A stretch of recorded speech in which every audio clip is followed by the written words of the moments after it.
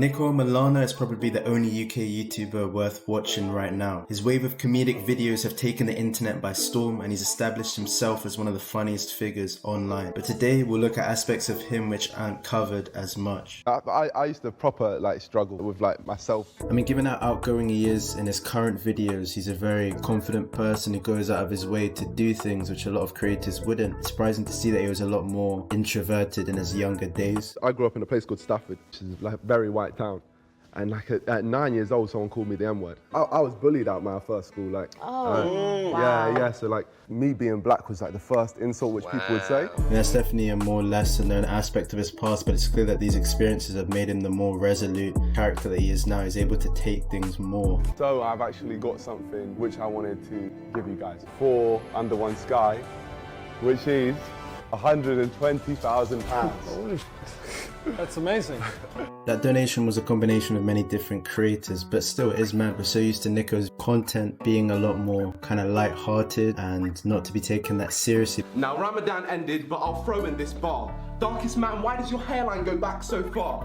Your hairline's still fasting whilst you're at iftar. But in the vid where he and other YouTubers donate 120k to Under One Sky, that's him making a big significant impact in other people's lives in a positive way, whereas most of his content is him just kind of messing around. You're selling these for $1 per chocolate. Well, at Not Hungry Jacks, we actually need these to sell to people. So can I buy the whole box? Yes. And then we'll times that by 10 and give you $1,000 for the box. Yeah? Does that sound like good? Wait, I'll come round. And you delivered it to me, so thank you so much. I appreciate you giving me this, because we actually needed that in the store. All these clips of generosity completely contradict what we're used to him being. We're used to seeing him be a bit of a joker like this. You have a message received today. Oh, you are a legend. I can't believe you stuck a GoPro under a table in the library.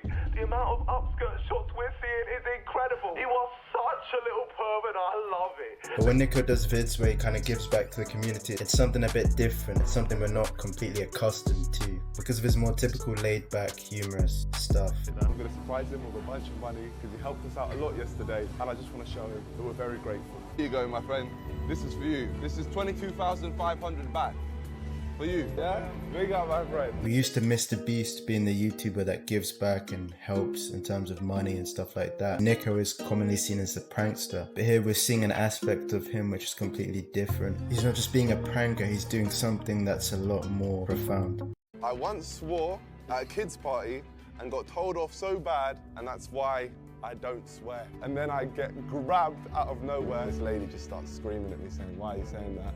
Who taught you that word? Threw my mum under the bus. It then got worse. Then when I got home, the same woman followed us and told my granddad that I was saying these words. From that point, you didn't swear after that. Well, he doesn't swear. Didn't swear. That's quite a surprising rare story. Usually you'd assume the reason Niko doesn't swear in his videos is so his vids don't get demonetized. But to find out it's actually because somebody was having a go at him for doing that when he was younger. It's not something you'd really expect. And Niko works on one video where he might fly to another country, then fly back, and then work on this video, and then film I don't know, have 24 hours worth of footage and then bring it down to 30-minute video, and that's crazy hard work. People think that being a YouTuber is a lot easier than it actually is. People assume if a video is 5 minutes long, it only took 5 minutes to make, but that's usually not the case. There's a lot more than meets the eye. So much work can go into a vid that you don't really realize when it comes to the editing and that whole side of it. So with Niko, people think with his pranks and stuff, he just goes up to people, does a little public skit, and that's it. But from what Sharky said, we can see there's actually way more than we realized.